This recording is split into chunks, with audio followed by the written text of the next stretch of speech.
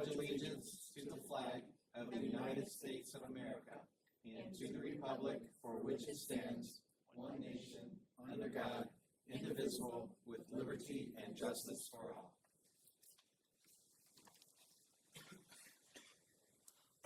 Are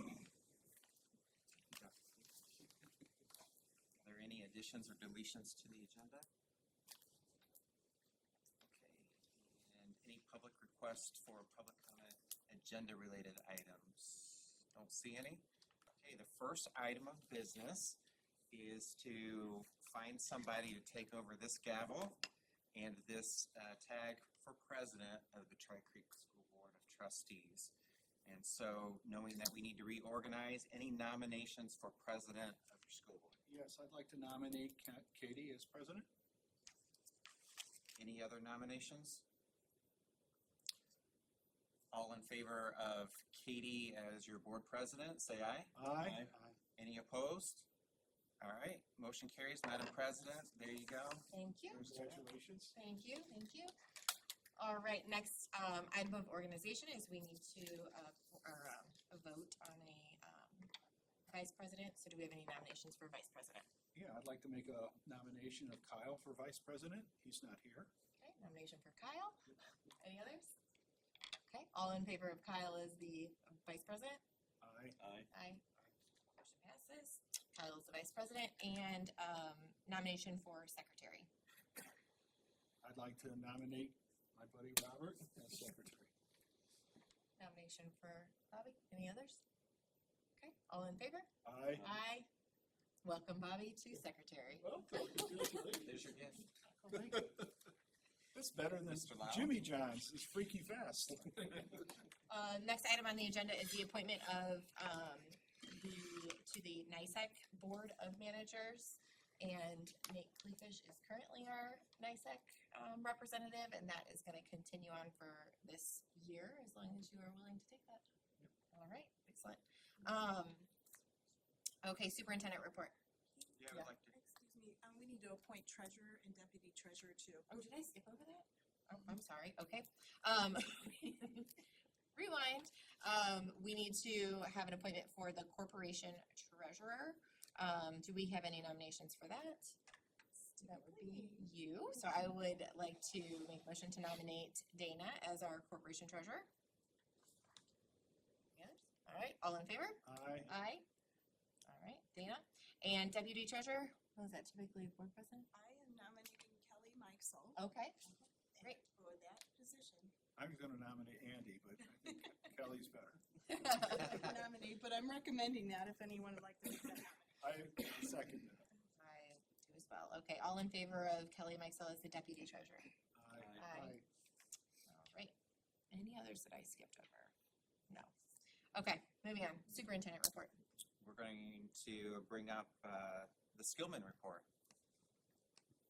Superintendent Anderson, I have a few copies here to pass out.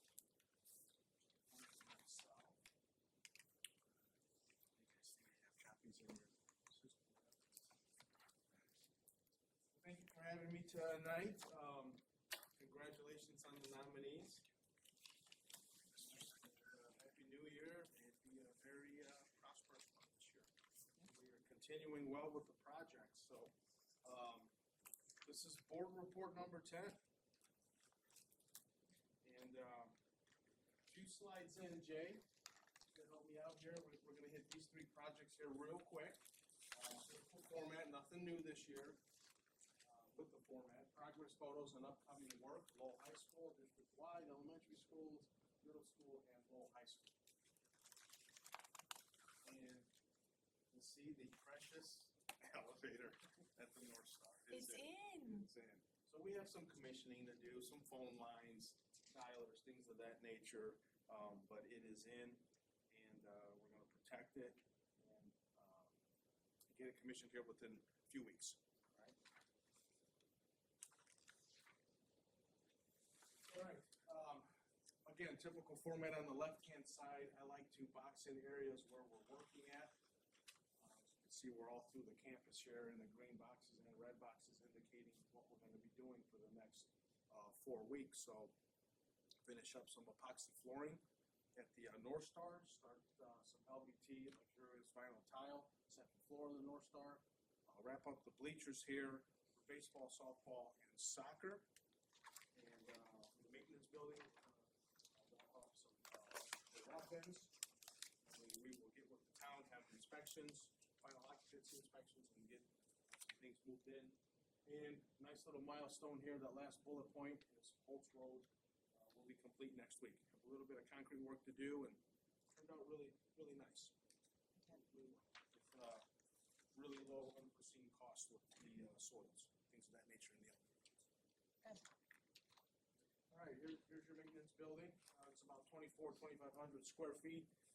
Concrete's poured, so we're gonna do some quick MEP work, mechanical, electrical, plumbing, and have that ready, turned over for Jay and his staff here. Really soon, in 4 weeks. District-wide, this was a project 4, 5, 6 months ago. We've been tracking it and trending nicely, painting, things of that nature, flooring. I'm happy to report finally the casework is in. We did have some delays on that. Hopefully it didn't cause too much of an inconvenience for you folks. But it's in, and the basketball equipment is in and ready to rock and roll. We do have some final electric that we need to tweak. We call it commissioning. And we'll have that done next week. So all the elementary schools have their basketball equipment in. Right in time for you not to have to deal with that headache anymore. Look at We those. used to run JRD. These look nice.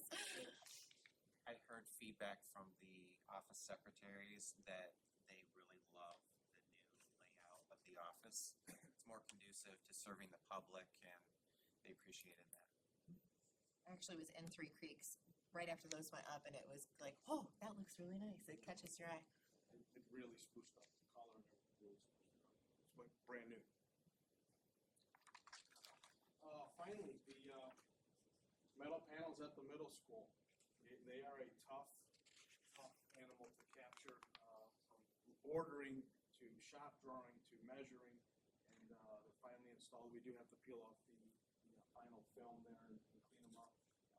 But we do have roughly 2 more plus weeks of work to do on those, so bear with us. Hopefully the weather will cooperate. We're gonna lose probably a week next week with the weather. The expansion and contraction is so great that we don't want to mess with it. It took so long to get it that probably pull off next week, just for a few days. All right, finally here, folks, natatorium. So layout's working out okay. There were some unforeseen undergrounds that we didn't know about that weren't on the documents, but we're calling some really sharp audibles here to make things work. And start foundations, actually, we're digging for them. You can see the photo there at the bottom right. We do have some inspections called in for some concrete footings, so that's going to be ongoing next week. We will wrap them. We have Thawzall machines out, which is a glycol type machine to heat the ground, heat the footing, wrap it essentially like a calzone and keep them warm. And then take it off every night or every morning, do the work, put them back on it, heat things back up.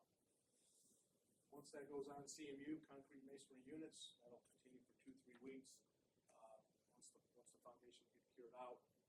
And it's on everyone's list, high priority, excuse me, continuing chiller and transformer relocation. So transformer was part of the bid pack 1, carried it on over into bid pack 3, essentially, is where we're at now. And that is currently feeding all of your, from this point north to the North Star building. So it's a very important transformer, relocated in a nice spot and not interrupt the system. What were some of the unforeseen obstacles that you ran into? Sanitary line and some conduit.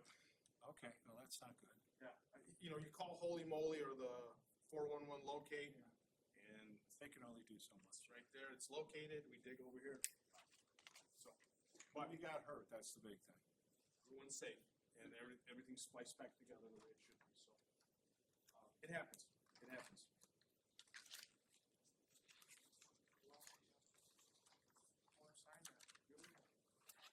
It does does look nice. I've heard a lot of positive comments about it. Like I said, the only complaint I had during Christmas is it wasn't red and green, but I'm kidding. That's board report number 10. Local field, any questions? How far out are we, do you think, on the North Star being finished? That is gonna be done in April, Okay. or possibly sooner. I'm throwing in another week to commission clean and all that, so we're getting close. Nice. Meeting scheduled there the third week of March, so. Already, third week of March. What's that? Or at least the upstairs. Yeah, the What did you upstairs. say? I have a meeting scheduled there, the IASBO regional meeting. As long as you wear a hard hat, it's okay. There you go. Got a target to shoot at, I love it. She doesn't need to be in the locker room, just upstairs. The elevator will work, I will get you upstairs. Awesome. Thank you. Thank you, yeah, appreciate it. Now skedoodle over to Crown Point and get there for your daughter. Change orders, you want me to stick around? I don't believe so. The LP siding, I can speak to that if needed, and the water meter, Jason could certainly speak to that, so. Yeah. You answered my questions regarding that, so. Get to gymnastics. Valpo. Thanks, everyone. Take care, Pleasure seeing Chris. everybody. Don't Happy speed New through, Year. Happy New Year. don't speed through Hebron. I will not speak. I wanna take two. It's true. It's true. Thank you, everyone. Next item on the superintendent's report, we've asked Jason to take the lead to talk to the board about what happens in Tri Creek schools when the power goes out. And, do we have heat? Do we not? Are there generators? What happens to technology? So, Jason. Okay, so, I'm just here to talk about some of how we manage critical systems during power outages.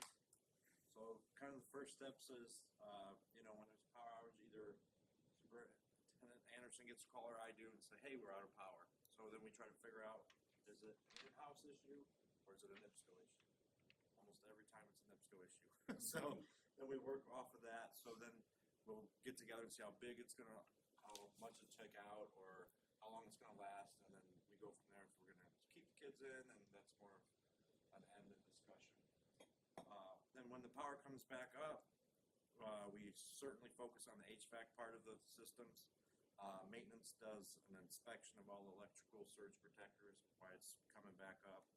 The custodials do a walkthrough, assess the whole building, and report any issues to maintenance, so we can jump on those. So the recovery timeline, maintenance begins within 15 or 30 minutes of post-restoration. Custodial estimates completed within 1 or 2 hours. Communication updates are provided within an additional 30 minutes to an hour. So we're always getting feedback of if this has gone wrong, if this unit's not working. What a lot of people have a hard time with these HVAC systems is the recovery time. When you lose your building temperature, it's a long process to bring it back up because the systems are so large. So some of those factors are ambient temperature, insulation, and system capacity. So I scoured and talked to Precision and Arctic and all the firms around and said, tell me how long it takes if you lose your temperature, how long it can take. Depending on all those things involved, it can take 4 to 6 hours to get your buildings back. Since we have 100% fresh air systems in a lot of our elementaries, that takes a little longer.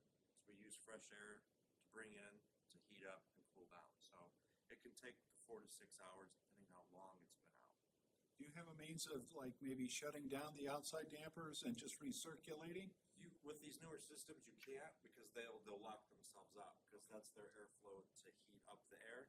So if you shut that off, they'll act funny, and you might get more heat in a room that you're not supposed to, or cold because the chillers at the elementaries constantly run because they're VAV boxes, but they have a heating and cooling coil in it. Got it. So that's what kind of adjusts that. So once we figure that out, make sure all the HVAC systems are going with John on the horn. We usually contact John, Precision. We got everybody trying to figure things out. The next thing is we kind of watch with fire alarms because the batteries for your main panel in the front are good for 8 hours, and your NAC panel batteries are good for 4. So we have spare batteries for the MAC panels, because if you lose your whole fire system, then we have to work with, the fire department to do a fire watch to make sure everything's going okay. But we have spare batteries for all that, so we can, from what I have on hand, we can last roughly a day or two without electricity to the fire alarm. So we don't have backup generators for just the emergency lighting? We do, the generators, and I'll get to that a little bit later, the generators only power your lights, your house pumps, and Three Creeks is the only one that's hooked up for the gym for the airflow. So we're working on that.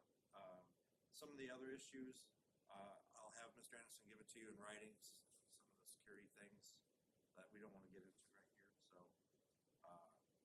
So we do regular maintenance on the batteries for all the fire alarms and the NAC panels. They're checked every summer. What's a NAC panel? So a NAC panel is a separate station in the building that triggers only, like, say, this half of the building. So the main panel sends a signal to that saying, hey, send that signal out. And that's so the fire department can kind of locate when they come in of where that smoke detector, duct detector, fire alarm was pulled. So then with refrigeration and freezers, again, that's not on the generators. So we have a smart temp that kind of monitors the temperature 24/7. But when we lose power, we lose internet connection. So Julie Boyer and her team comes in and kind of manually watches the temperature. And of course, we have things and protocols. If this freezer's down for too long, we start. My team's done that on Christmas Eve once to move food around to make sure we kept it. So we got some protocols in for that. Telephones and bus radios. The bus radios, John's pretty understandable about that. It's pretty much, we hit that as we go. There's some ways we can keep it running depending on the power outage, really. And then the generators, we're looking to upgrade it. We're talking to some electricians because the generators we have at Three Creeks Middle School and High School can handle a lot more capacity than what's on them. So we're just looking at the cost, what we should really hook up to it. Like Nate said, the fire alarm really should be hooked up to the generator. Some of your HVAC, probably not all. So we're looking at cost analysis and future plans on how to expand that. Any questions? Sounds like you covered quite a bit. Mr. Anderson told me keep it under 10 minutes. I told him I was going to talk fast, keep it under 10. So Three Creeks Middle School, High School Yes. have generators. The other two do not. Okay. And then what you were asking, so if the power goes out while the students are in school, these Three Creeks Middle School, High School, they still have some kind of lights that are, They will have all their lights. Now the other buildings, they have LEDs, which have power packs in them that work as emergency lights. and So how long no do those, building will be without lights. okay, and how long do those last? They can last 4 to 6 hours. Okay, long enough that if we had to get them Yeah, out of class, definitely. and then the temperature would stay. Right. Okay, And then even if the battery pack goes out, we can replace that on site. okay, So it's like if there's a reason why it's longer or we need to go longer, we have a lot of stuff in our warehouse, so we can just keep. I think a lot of what I like to explain is our department likes to keep the buildings running under any circumstances. Whatever's going on, we try to keep it moving and being relaxed. And our last big power outage, how the admin team came together and was figuring out where the kids were at. We were on the backside trying to figure out why our generator didn't fire up. okay. Right? So we always want to keep the kids here and safe because that's the best place to keep them. Are any of our schools open for like a warming center? Three Creeks, High schools? well, Three Creeks is your main one because that one, if there is a power outage, the HVAC or the gym does run off. The rest do not. So when I was there, the generator doesn't fuel the field house anymore? Wow. Yeah, for some reason and I did a double check, me and Glenn went back there and looked what was connected. For some reason, they did disconnect the field house and the gym. Yeah, so I'm trying to figure out how hard, since it was already hooked up once. Right. And I think when they disconnected that was when they had that large lightning strike, and they took that off. So we're trying to figure out how to put that back on. I know when I was there, we had the generator that did the field house for emergencies.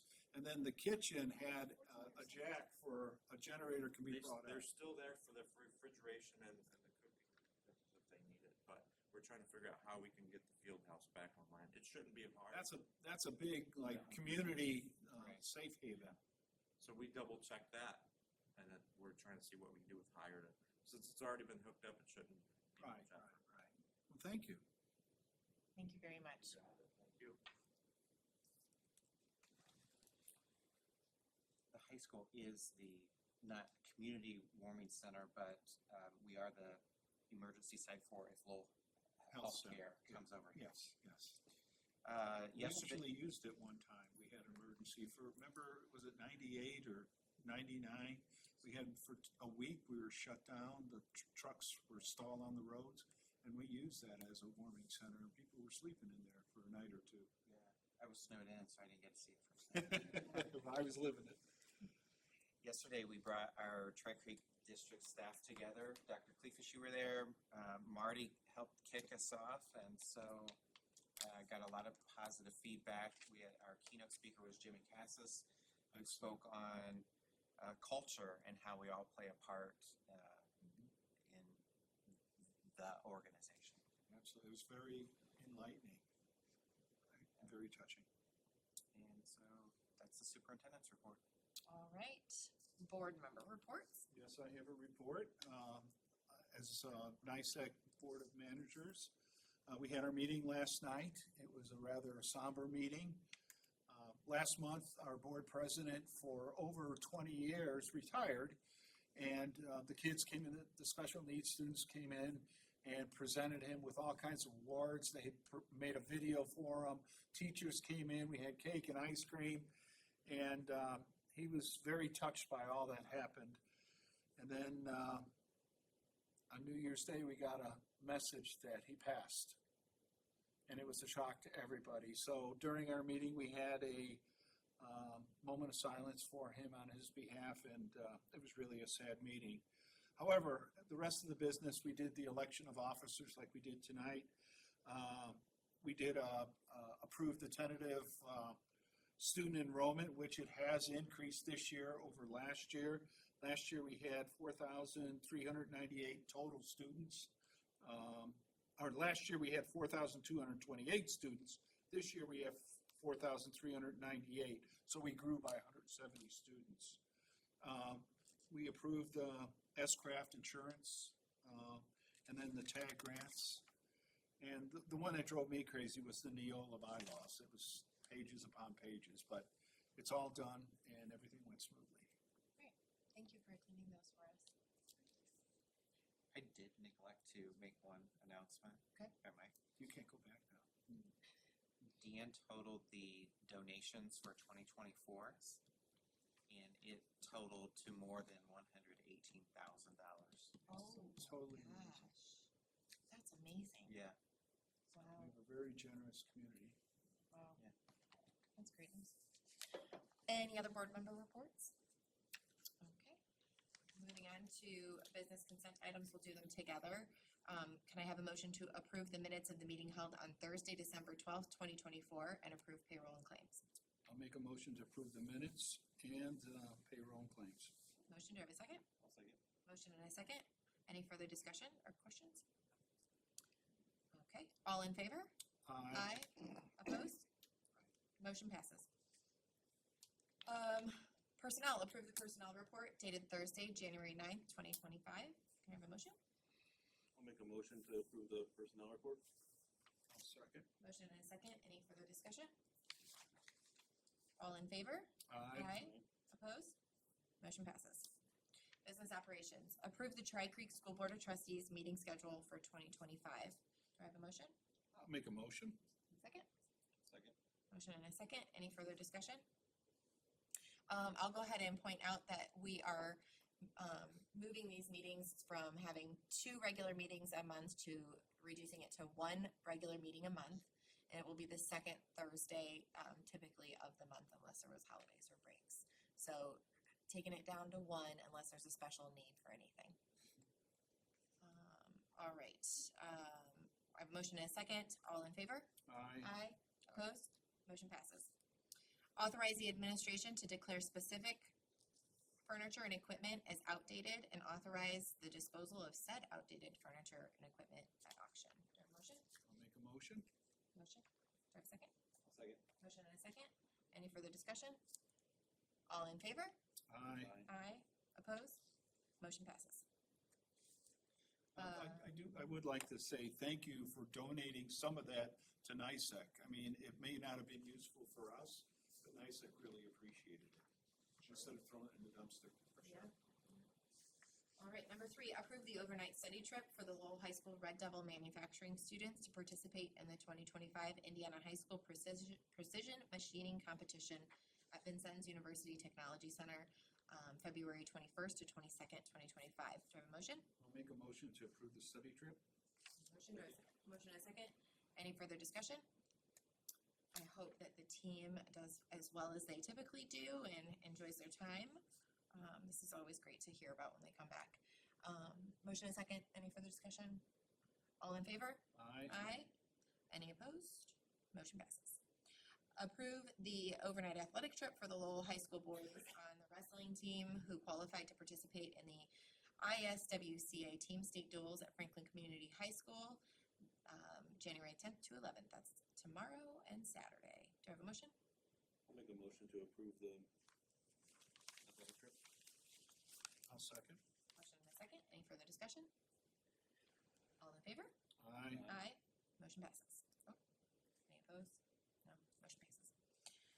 Number 5, approve the overnight athletic trip for the Lowell High School girls on the wrestling team who qualified to participate in the ISHA Regional at Goshen High School in Goshen, Indiana, January 9th through the 10th. Have a motion? I'll make a motion for the 4 girls. I'll second. Motion and a second. Any further discussion? I want to point out this is the inaugural girls wrestling team for our school, so they are history making. We've got 4 girls attending regionals, and if they make it out, they'll be headed to state. They don't do a semi-state yet for girls, so wishing the girls good luck tonight and tomorrow, and really just proud of them for taking the leap to represent our school and try this new sport. So Outstanding work. yeah, it's really cool. All right, I have a motion and a second. All in favor? Aye. Opposed? Motion passes. Ratify the approved change order for Goff Inc. to provide a water main vault to the North Star and maintenance building as required by code and law for $125,104. Do I have a motion? I'll make a motion. I don't like all these change orders, but I'll make a motion. And I did talk to Chris about it, so I feel good about it. Okay. Motion, do I have a second? I'll second. Motion and a second. Any further discussion? All in favor? Aye. Aye. Opposed? Motion passes.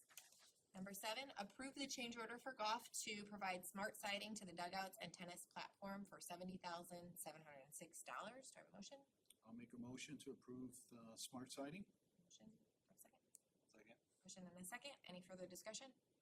I know that's a good product. I have it on my house, and he confirmed the thickness, and we're good. I have it on my house as well. What was it initially gonna be on there? What was it? So it was siding that was supposed to be in the scope of the bid, and it missed the bid package, so they had to go out and get multiple quotes and then came back to get it put in. So it was always slated to have LP Right. smart siding. It's a very good product and very durable. Okay, I have a motion and a second. All in favor? Aye. Aye. Opposed? Motion passes. Number 8, accept the annual uniform conflict of interest disclosure statement from Dagna Bogathy, the Executive Director of Business Operations. Motion? I'll make a motion. I'll second. I just don't want to hog them all. Motion and a second. Any further discussion? All in favor? Aye. Aye. Opposed? Motion passes. Number 9, accept the conflict of interest disclosure for J. Blackman, Director of Educational Technology. Is there a motion? I'll make a motion. I'll second. Motion and a second. Any further discussion? All in favor? Aye. Aye. Opposed? Motion passes. Number 10, accept the annual conflict of interest disclosure from Kevin Deal, Director of Curriculum Instruction and Assessment. Do I have a motion? I'll make a motion for Kevin. I'll second. Second. Any further discussion? All in favor? Aye. Aye. Opposed? Number 11, accept the conflict of interest disclosure statement from Lisa Stolb, Lake Prairie Elementary School Principal. Do I have a motion? I'll make a motion. I'll second. Motion and a second. Any further discussion? All in favor? Aye. Opposed? Motion passes. Okay, consent items for all of these fantastic donations that we have received. I'll go through all of them, and then we'll get a motion. Accept the donation from United Piping Inc. of Duluth, Minnesota for a trailer only to be used for the Lowell High School Red Devil Racing go-kart, valued at approximately $8,000. Number 2, accept the donation from Tri Creek Home Improvement Center in the form of 179 5-gallon buckets and 404 lids, valued at $2,600 for classroom emergency buckets. That's really That is cool. awesome. Number 3, accept the donation from the Live Love Give Scholarship, Colleen Schultz and family of Lowell, Indiana, in the amount of $600 to support Feed Them Forward to pay down negative meal balances. The next are going to be all most towards Feed Them Forward. So donation from Kevin and Kelly Mikesell of Lowell, Indiana for $200, Carla Gard for $40, Jamie Arnold $25, Mary Stevens $25, Natalie Hendricks $25, Jennifer Tully $20, Deborah Reeder $50, all for the Feed Them Forward Fund to pay down negative student meal balances. Accept the anonymous donation in the form of Aldi gift cards, $500 value, and Strax gift card, $500 value to assist Three Creeks Elementary School families in need. That's amazing. Accept the anonymous donation in the amount of $180 to support Feed Them Forward. Accept the donation from the Lowell Chamber of Commerce for $100 for the Lowell Middle School Student Council needs. Accept the donation from the Lowell Chamber of Commerce for $177 for the Lowell Middle School Student Council needs. And accept the donation from Lowell Intermediate School PTO in the amount of $364.28 to cover transportation for the 6th grade study trip to the planetarium. And the donation from Lowell Middle School PTO in the amount of $402.60 for a set of student novels. It's great to see the middle school and intermediate school PTOs jumping in there now. Do I have a motion to accept all of these donations? I'll make a motion to accept 16 donations. Motion? Do I have a second? I'll second. Motion and a second. Any further discussion? All in favor? Aye. Motion passes. All right, public comment. We have Marty Tuttle that would like to come up and speak. Come on up. You're getting good at this, Marty. So yesterday, I attended the professional development program, and the guest speaker was great. The announcement of the district celebrations were very inspiring. But I wanted to share with you what has stayed with me today. 24 hours after the gathering, 2 things. The joy that I felt when I walked through the high school doors and I heard the jazz band. And when I saw the amazing artwork that our students do. So, whoever knew or was inspired to put those things together, kudos. Whoever took the time to get it done, kudos. But mostly to the board, because I am well aware that many school districts decide to trim their budgets by cutting arts and music and theater. And when I realized the gift that you give us because we have art and music, I wanted to let you know how grateful I am.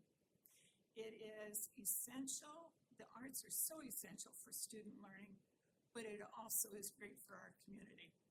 So thanks for keeping the arts in Tri Creek. Thank you.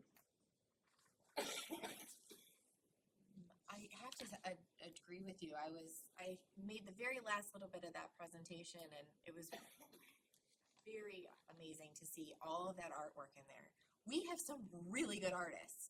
I don't remember when I was in school, we had like 1 or 2 that were really good. Now, they're all fantastic. There is some beautiful artwork displayed. I hope that we still do, like, where they put them up at the library or They used to do that, where the community could see it more than just what's inside of the school walls. They have it in the front office. Yeah, I do see it in the front office, but, Yeah, lobby. yeah, they used to do it at the public library though. Oh, it is at the library. Each of the different schools, they rotate it through and Good, year. that's good to hear. All right, well, thank you. The Board of Finance meeting immediately follows adjourning this meeting. Are there any questions or comments from the board? I have a comment. Happy School Board Appreciation Month to all of you. I saw that, thank you. Okay, this meeting is adjourned. And we will go right into opening the Tri-Creek School Board Finance meeting. Gonna call this to order. The initial order of business is to organize the Board of Finance by approving nominations to the positions of President, Secretary, Board of Finance as prescribed by Indiana statute. So we need to nominate a president for this Board of Finance. Any nominations? In the past, we've mirrored what school board positions are, but you're free to nominate anyway. All right, so we need a nomination then for the president of Board of Finance. Anybody want to make a nomination? Nomination of Katie. Okay, we have a nomination. Do we have any additional? Okay, all in favor? Aye. Opposed? Motion passes. Secretary for the Board of Finance nomination? I nominate Robert. All right, nomination for Bobby. Any others?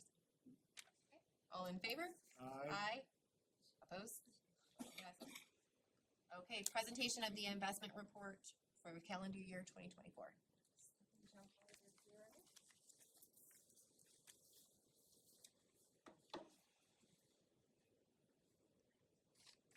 Okay, so included in your board packet, I included this investment report that shows all the interest that we've earned. So all our earnings have been kept in our high interest banking account, our checking account. We bank at Centier, and it was actually more advantageous for us to keep our money within our bank, in our checking account and reap the interest rates that you can see over here in the far right column and the interest that we were earning this entire year. I have a breakdown of the actual interest of what fund benefited from that money there between food service and education fund, because those are two separate that we keep there. So for a total, the education fund received $447,265 there, and food service just over $99,000 for a total interest earned for the year $546,653.11. I will say, before we switched banks in 2018, yes, interest rates were much lower at that time, but we had a lot of fees that offset that with our old bank that we were with. So we earned about $12,000 in interest on our money back then. So this is huge because we're feeless. We have no fees whatsoever at Centier, and so the interest goes right into our bank account, so we're reaping money on that. Now, you do see that interest rates are starting to dip, and we have put out RFPs to lock in some money maybe into a CD, short-term and long-term. I've got in the RFP the request for proposals out there. I will say the proposals are coming in from our local banks, and it's kind of trending that the 6-month is definitely a higher, more in that range of that 4% there that you're seeing, and then the long-term ones are in the 3s.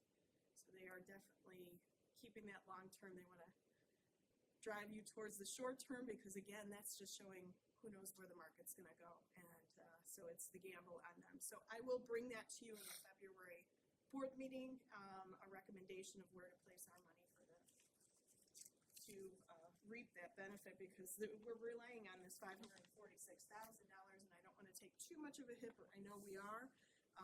When I built the budget, I definitely knew that this was a good thing and it wasn't going to continue for too much longer. We'll see where it goes.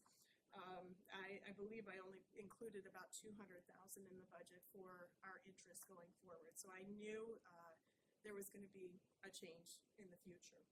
So of course, you can see that our interest rates ranged anywhere from 4.64 for the calendar year up to a high of 5.54. Any questions on that investment report there and our earnings? Great to see. Okay, well, if that's the case, I will move on to the fiscal indicators, the fiscal and qualitative indicator report. Let me get that up and going. Okay, so these fiscal indicators are required to be presented to this board at the January board meeting on an annual basis. They are prepared they're pulled from our financials into 6 important reports. I say important reports because back in 2018, this was established, and they had a committee come together to support the Distressed Unit Appeals Board. So the Distressed Unit Appeals Board, DUAB for short, is a board that comes into school districts, checks their financial health, and if there are indicators that things are going south on a district, they will eventually take over. The board will step aside, and then they'll appoint managers to help the school district. Gary Schools just recently was turned over back to their school board, so they were under management of the DUAB system, and Muncie Schools have been there as well. So behind the scenes, DUAB works with school districts and watches these 6 indicators that they came up with. So they formed a committee back in 2018. IASBO, my professional organization, Indiana Association of School Business Officials, had a placement on that committee, and we worked with them to develop these 6 indicators. Things that would show that if there's declining in any of these indicators, then DUAB starts working hand in hand. I will say I had DUAB present to our region, IASBO region, in November, that I had them present to all the business managers on these indicators. And they talked about the relationship that they have with the school districts that they're working with. And again, this is behind the scenes. It's not something that we have to publicize. The board knows. The board is notified when DUAB is working with a school district. But they work hand in hand on proper communication, proper business practices, cash flow, and proper cuts to the budget, and help you work through that. A lot of school districts do get that call, and it might be something that they see in these reports, and it could be just a one-off thing, but it's very give and take. They work hand in hand with these school districts just to make sure there's financial health going on and awareness that we're working through this. So they set thresholds within each one of these indicators to kind of take a look and see if they need any further work with that school district. So there's a dashboard, and in the end, I'll have the address that you can go to. You can actually go in here and you select a school district. All the public schools are in there, and you can take a look at these reports that I'm going to show you today for Tri Creek or for any of the other school districts in Indiana, and you can see where they place. So this is kind of the landing dashboard. It's new. It looks a little different this year. They kind of updated it a little bit. So once you select your school, you'll get a cover page like this that gives you some basic information about the school district. Now, these reports are released, like we just had them released in December, and it's for the 23-24 school years, and a lot of it's for calendar 23 too, so it's a year behind. I've got some information in my presentation to let you know how calendar year 24 ended up for us, but they're going to work on, that was one of the things that they presented on in November to my group, is that they're working on getting this stuff a little more up to speed so that it is either a calendar year or so we're not reporting a year behind, but this is what we have right now. So this is the landing page that shows that our fall ADM back in 23-24 was 3240 assessed value, and then our population here in our district. First indicator here is a look at our ADM trends. So ADM, average daily membership, this is how many students are actually in our school district. And there are, you see two different colors up here, a green and a blue. That's because we do two counts during a school year. So we have an October count and we also have a February count. And both are equally important because they're all tied to dollars. So the first count in October, you can kind of see the trend on there that your October count is higher than your February count, and that's because of early graduates, that's because of mobility, but a lot of that. So it's a trend that they look at, DUOB looks at, to see if there is a drop-off continually on that February date there, because you sign your contracts with your teachers, you've got your staffing, and then we do another count in February. If you had a mass exodus of either early graduates or students going elsewhere, maybe homeschooling or anywhere else, then that could be a sign of trouble because your money actually changes from the state based on how many students that you have here. They report the years up here on the screen. So I put 25 to 2016. I went back there and looked. It was 3320, and we're currently at 3240. They take a look, and you can see down below there's a virtual count as well in the yellow that you can barely see because we don't have many students here.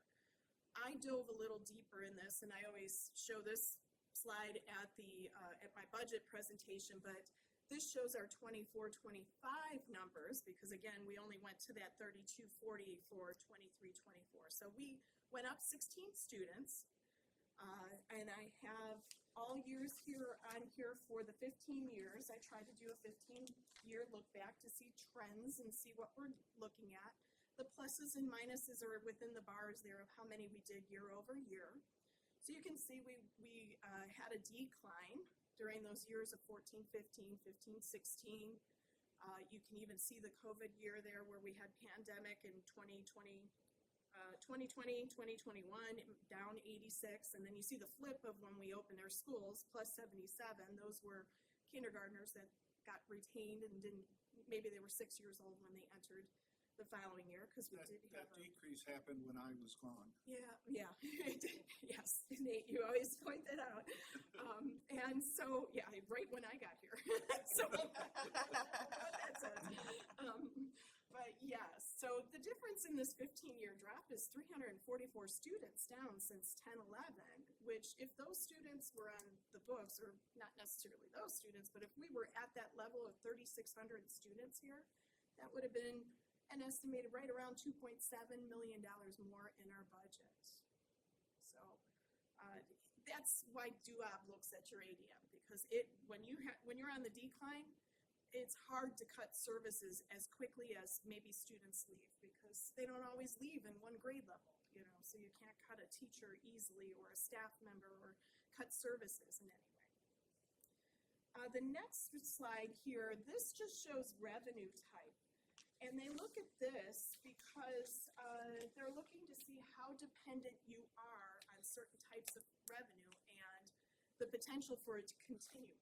So that blue section in the middle is our basic grant amount, and that's tied right to our students. So that's all our student funding right there. So if they look at this and they see massive blue on there and then they also see massive decline, they're going to have a conversation with the board, they're going to have a conversation with the treasurer and the superintendent and say, let's put a plan in place. So they look at this to see how dependent you are on certain types. The pinkish reddish on the bottom is local tax revenue. That's another big one here for Tri-Creek that we look at to see, to make sure that we've got a strong local tax base as well.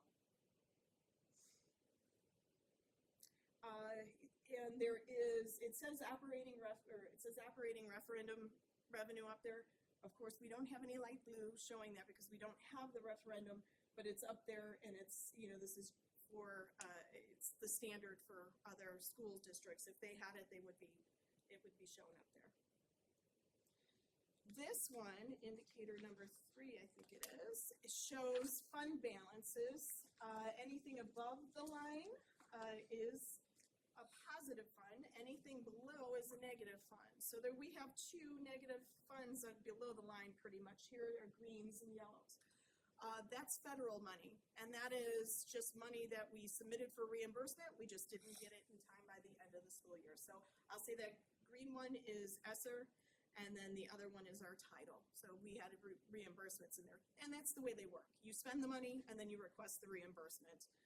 So this is typical. It's not a problem. Back in 2015, you see the blue that's down there. It says capital funds. That's not capital projects. That was construction. That was construction reimbursement.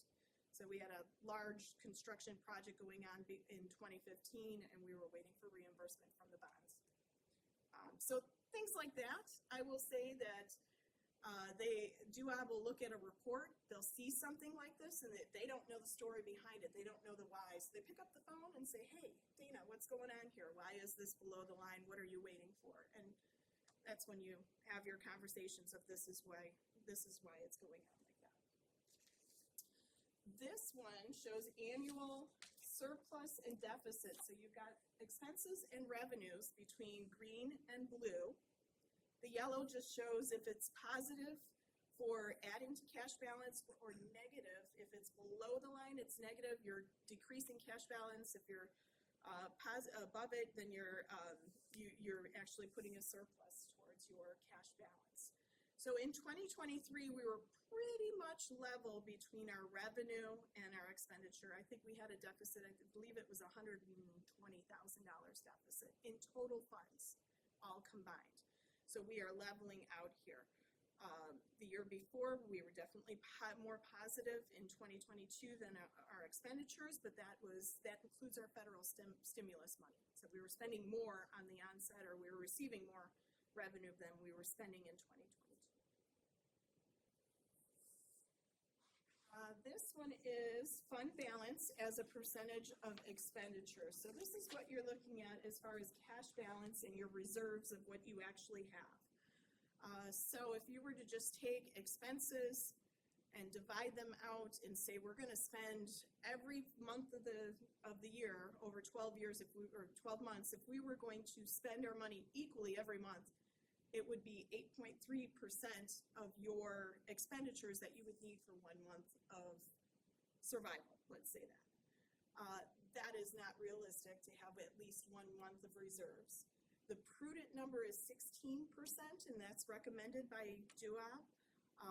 And that's what they look for a cash balance, have at least slightly over 2 months of expenditures in reserves to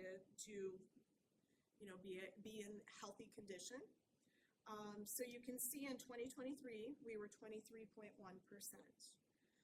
We are in the process of closing out our 24 books and transmitting that information to the DOE and to the State Board of Accounts and everything. And right now I can give you some prelim estimate numbers of what I see as far as calendar year 2024. So our education fund, I am showing that we are adding to cash balance, and this number is going to sound really great, but there's a story behind it. So we're adding cash balance, 1.5 million to our cash balance. We are still, a portion of 2024, we were using ESSER funds to supplant and to save some money. So a portion of that is that, and the other portion is the requirement by the state to close our curricular materials account and to move that money over to the education fund. So that is a requirement now that all curricular materials, which used to be known as the textbook reimbursement fund, so it's where we would purchase our textbooks. It was always a separate fund, and we had to take that cash balance that was in that fund, move it into the education fund, because now the state says this is an education fund expense and we don't deal with the curricular materials anymore. Some districts had a positive cash balance because they're in between adoption years or in between years of purchasing large textbooks, which can cost a lot of money and really bring it down. Other districts were in the negative capacity in that fund because they hadn't recouped that money or they hadn't managed it well. we had a cash balance. We had about $600,000 in that fund that got transferred into there. So when I say $1.5 million we added to cash balance, there's a difference between the ESSER and the $600,000 that we transferred in there. It's probably, we added to cash balance about $200,000 is what we're looking at when I remove those items. But it's still great, and that leaves our cash balance or our percentage at about 22% in the education fund, so that's really good. On an operations fund, our other main fund here, because you've got education and operations that run school districts, we added to cash balance about $370,000, bringing that cash balance to $1.5 million, or about 18%. So we're on a right track. We're on a good trend there between those two funds of adding to our cash balance, so that's good. That's prelim money, or prelim numbers. I will have full financials for you at the February. The collapsing of the curriculum fund, is that gonna make it trickier for you to track the textbook, paying them over? It is, because that money goes into cash balance, and you have to remember that should have been used for textbooks, because we've been using that, we've been collecting that, and curricular materials and such. So we have to remember that money shouldn't go to increases. It shouldn't go to collective bargaining. It really is for supporting textbooks. So we are tracking it separately. We've set up a system to do that. I get the theory behind it, and why the state did it, because it is an educational expense, and they want to track all educational expenses in the education fund. It makes it nice and clean and clear. But for someone that's been, in the biz here for 17 years, it's just so odd to, Not know that. to commingle those funds, because it's always been separate for purpose. We do get reimbursement from the state. And this year, it was $154 per student, which equated to about $520,000. So when I say $600,000 got moved in there, that $520 we just got from the state. And that goes into that same, It'll go into education fund now. Yeah. But it still didn't cover the full bill. No, it didn't. It did not cover the full bill. it almost feels like collapsing that was a way to kind of hide that lack of. Hopefully they'll fund it funding. more, because some school districts are not spending the $154 per student on average. Other school districts are putting more into that through, technology or materials and courses like welding and machining. They just don't have those robust courses.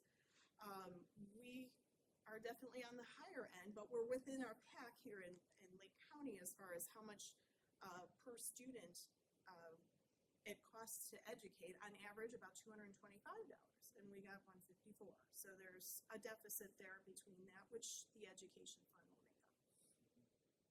Back when we could charge fees, we negated all that. You were able to do that, but now you can't. The last slide is really boring.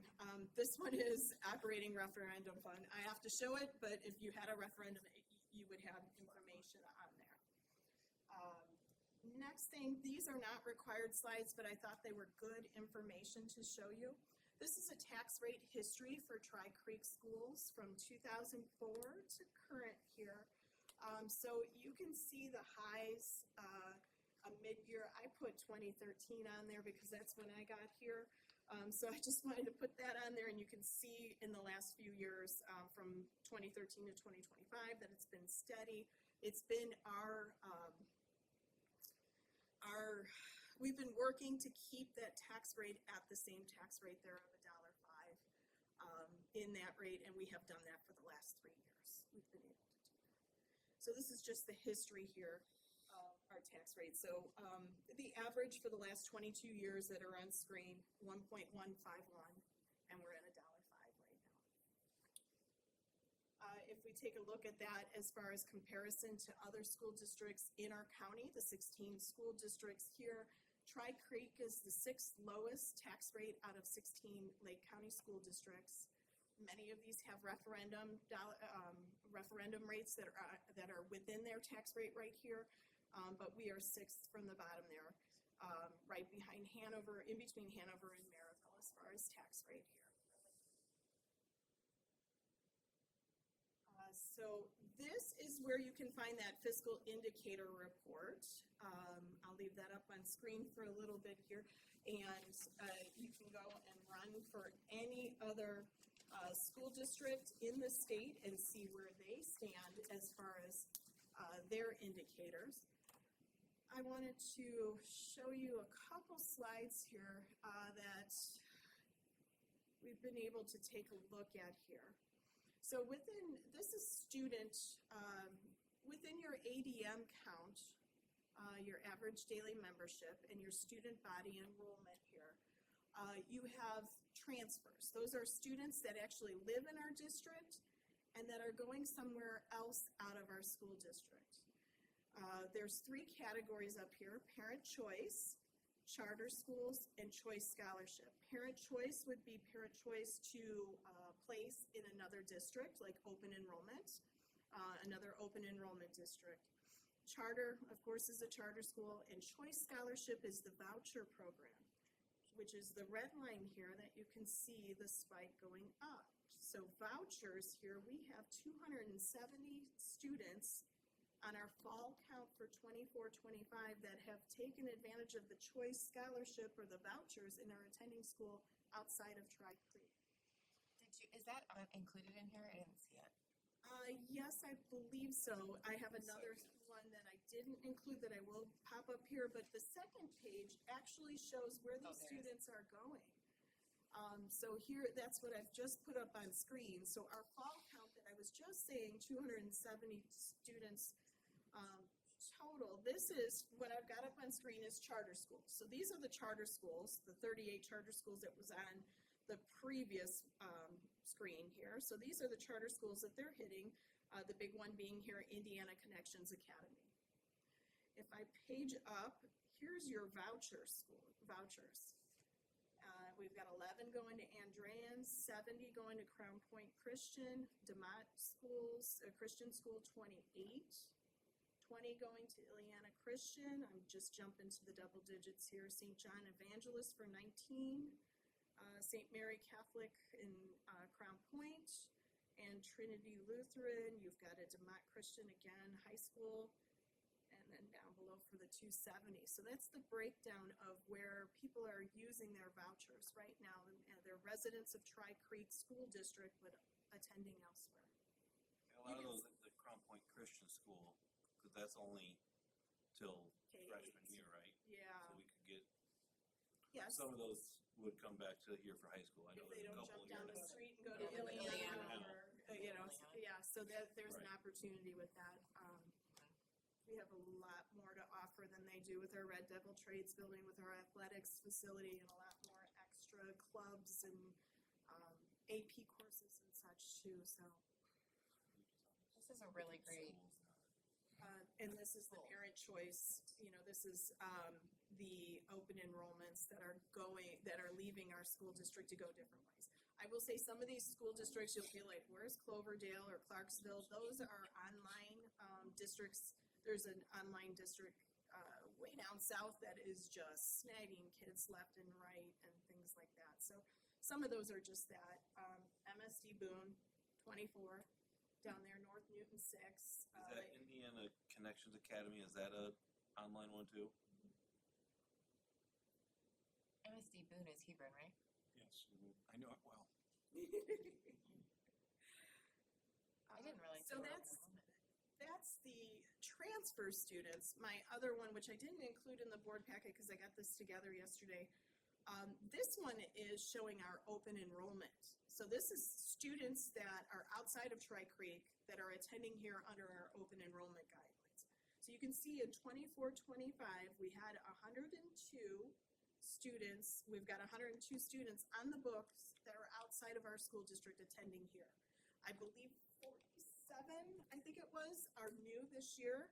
The other, 45 that are, 55 that are included in there are siblings of those 47, or people that have been, or kids that have been in the system before. So that's our total count. They may have been here for 2 or 3 years as open enrollment, but 102 is the total, and 47 of those were new last year, or this year, I'm sorry. If I flip up here, you can see where those students are coming from. So Crown Point schools, we've got 27 of those. This is the whole breakdown. Like Central 16, I'm highlighting the double digits, and 20 from North Newton. And And we don't have that. No, I'll have to upload that. I just got it yesterday and I wasn't sure if I wanted to verify the numbers and everything, and I should upload this for you. Oh, so those are guys. students that are coming to Tri Creek from other, Yes, it's the reverse of the other report that I showed you. So we've got, those students leaving here, this is how many we have coming to Tri Creek. As long as we're open enrollment, they're coming here. I would like to see that. Sure. I'll put it in there. I know a couple of people that they're residents of Tri Creek, but they go to MSD of Boone because their parents are teachers. And so they take their kids with them. Two of them, right there. Yes. One of them. Yeah. Two on MSD Boone that are here, but yeah. So, okay, any questions or anything that I can entertain? It's a lot of information, a lot of good information. Really good information, yeah. do you know how many, do we have any new students come at the start of this second semester? I heard six Yeah, the at the process is intermediate school. receives them. Yeah, I think there's two too. Two right now. Yeah. I need them here before February, so so that we can get them on the count. We do It'd be screen fun. them. We do have expectations and criteria. We do. So we accept most, but there are a few that we decline. I think it's important to note that for the kids who live in Tri Creek and go elsewhere, we lose over $2 million. And it's also important to note, if we didn't have open enrollment like we do, we're taking in, because of open enrollment, between $700,000 and $800,000. So it kind of makes up for some of it. A little bit, yeah. Open enrollment definitely helps to save us. And what about the potential for development? Do you see that growing, or the subdivisions growing, or Very much. they kind of still on a standstill? So they are growing. We are seeing some increase in our elementary.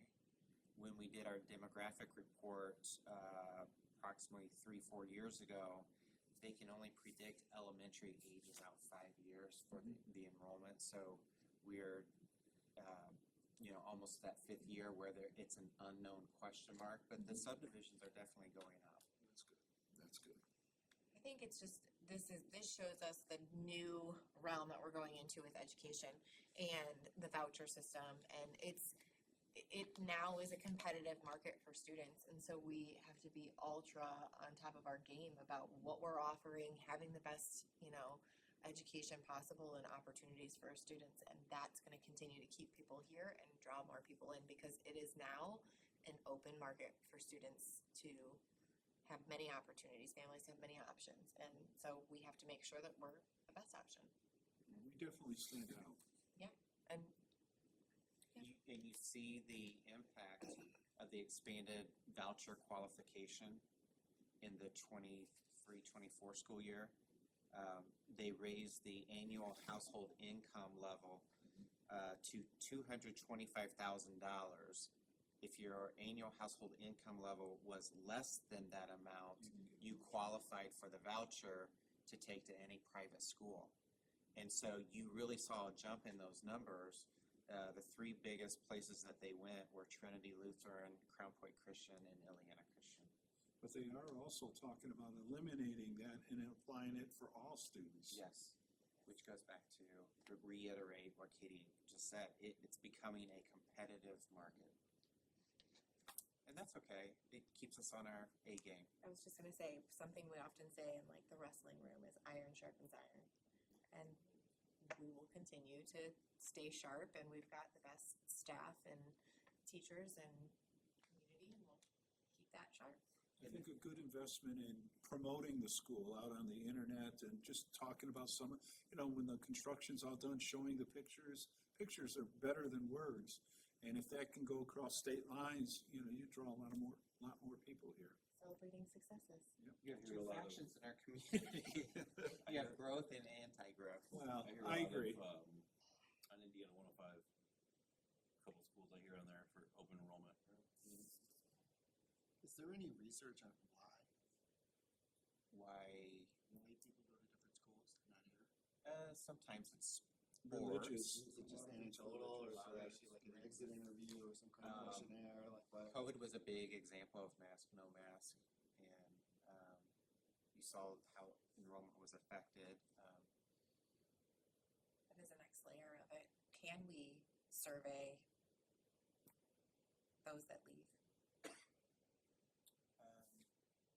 We can try. Sometimes you just get a request for records and that's it.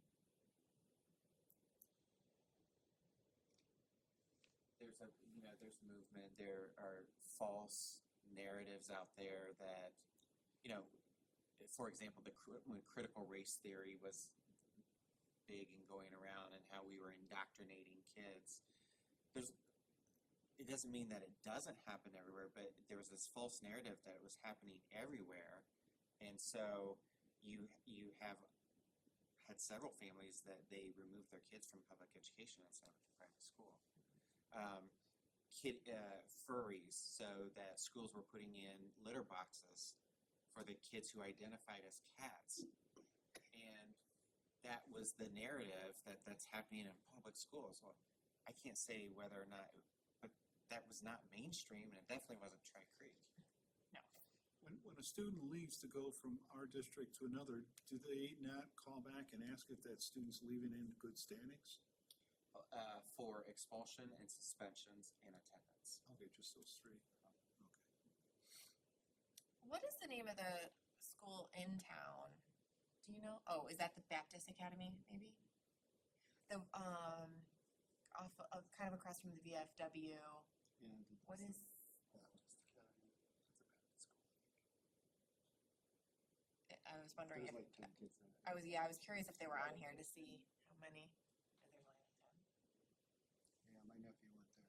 Okay, It was like, he had 20 kids and it was like 4 grades. okay. Yeah, because that's just directly here in town, so I was curious. It's weird. I can tell you, Andy, when you ask the question, well, why are they leaving? I can't tell you why some people are coming to us. And you saw Lake Central and Crown Point numbers are really high, and we hear a lot of times that those schools are just too big, and they want their kids to come to a smaller school. Red Devils Trades is a draw. From the direction of the south, the more rural you get, the harder it is for schools to find teachers to fill their teacher vacancies, and that's impacting. I will see on the open enrollment forms, school can't find teachers. We want our kids to get an education by a certified teacher, and that draws them here.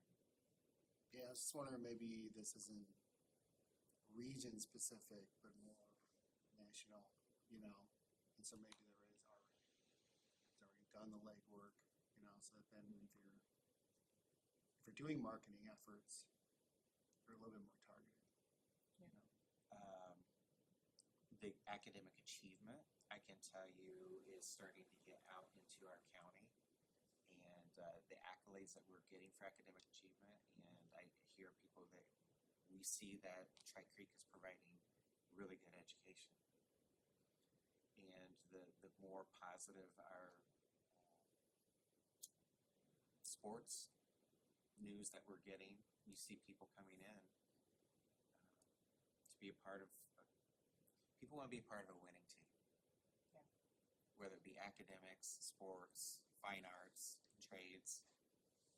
Yeah, it just seemed like it was kind of alarming that it keeps going up. It's trending. That's the voucher. It's not really an Yeah, that's when the indication vouchers popped that up. it's gonna go down, Yes. That's not, Do you expect it to level off eventually? let me say, that's not Tri Creek specific. I mean, every school district is seeing that with the voucher program. So, Oh, yeah, I mean, for sure. I went through and checked many of the school districts, so I mean, Oh, yeah, I'm not just saying us, I just but I mean, I forgot to make that statement in case anyone. eventually you expect it to table off, I and so think- where's the table at, I think that these schools that these private schools that they're going to, they only can allow so many also, and so that is gonna kind of help to cap, unless they just keep adding on and adding on, but. So there is talk that the state would just make residency a non-factor, that you just take your voucher and you go to school wherever you want, period. So that could change the graph a little. Wow. All right, any other questions? Or discussion? Okay, accept the report of investments as presented and continue the current policy of investment of funds to facilitate the goals and objectives of the Board of School Trustees, to protect the interests of the stakeholders of the Tri-Creek School Corporation and provide the best service possible. Do I have a motion to accept all that we have been doing? I'll make a motion. Motion and a second. Any other discussion? All in favor? Aye. Opposed? Motion passes. Thank you for your work, Dana. Very thorough. I learn something new every time she speaks. All stuff. right. This meeting is adjourned. Yeah, this is